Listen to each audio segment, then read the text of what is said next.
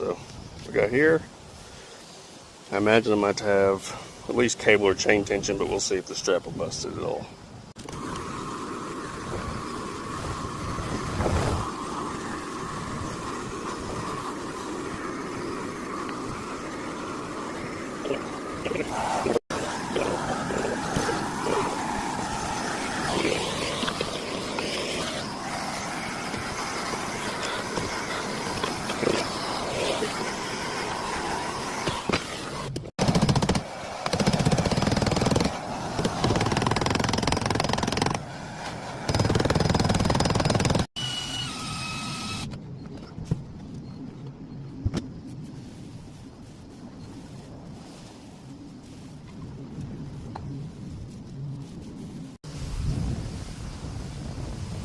It's not bad considering where it was. A few little dings.